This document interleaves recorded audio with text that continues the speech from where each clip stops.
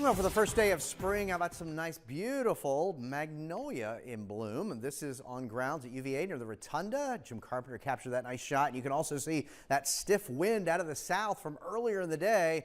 Those winds are starting to shift now as the cold fronts come through. Here's a beautiful shot of a pink saucer magnolia captured by Margaret Johnson in Stanton. Temperatures have certainly been rain-cooled or impacted by the clouds after highs made it back into the lower 70s for many this afternoon prior to the arrival of the clouds and the rain. The front was a little slower to move in and consequently temperatures much warmer. We're starting to see some breaks in the clouds. There's a look off to the southwest as seen from Scott Stadium at this hour. Now as we take a look at Doppler radar, most of the heavier rain now is shifting quickly along and either side of I-95. Some of our heavier rain fell through Buckingham and Fluvanna and Louisa counties. Some locations picking up over 1/4 to 3/4 of an inch of rainfall, while other areas just a few hundredths or none at all. But here we are in Louisa County along 522. You can see some moderate rain there lifting up into Spotsylvania County. We'll widen the view back out and you can see quickly how this is moving off to the east. Some of the heaviest rain right near the Richmond area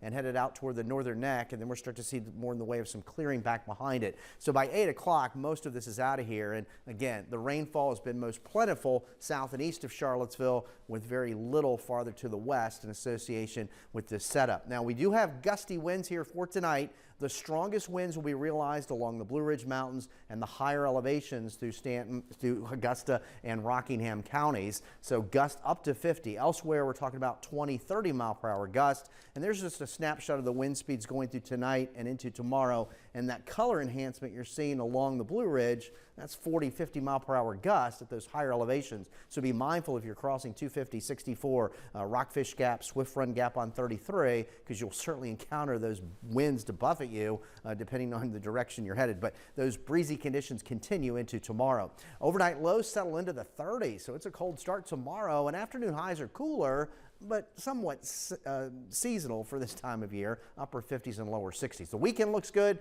mix of sun and clouds. We're back in the 60s. Those morning lows will be in the 30s. So this is the front that's sliding east here tonight. This is part of the larger storm system that brought severe weather out across the Ohio Valley and the upper Midwest and some snow back across the Plain States yesterday. You can see that chillier air. It's going to be in here briefly as we go into Friday. Look at the 24-hour temperature change, some 20, 30 plus degrees colder out to our west. And you can kind of see that cold pool of air back to the Ohio Tennessee River Valley. So the rain is moving out. Clearing skies here for tonight, gusty winds, temperatures in the morning in the 30s. We'll have sunshine tomorrow, but temperatures on the cooler side, upper 50s, lower 60s, still that northwesterly wind. We'll have some clouds to start Saturday morning. We start in the 30s, but should be good for the Charlottesville 10 miler. High temperatures by the afternoon will top out in the 60s, but still breezy, but milder. So 30s here tonight. Again, the showers are wrapping up. The skies begin to clear out. There's a look at the Michael and Son 7-day forecast, taking us into the weekend. Temperatures will turn a bit milder here with temperatures back in the 60s. Next chance of rain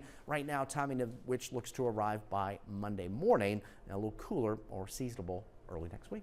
All right, Eric, thank you. Well, there will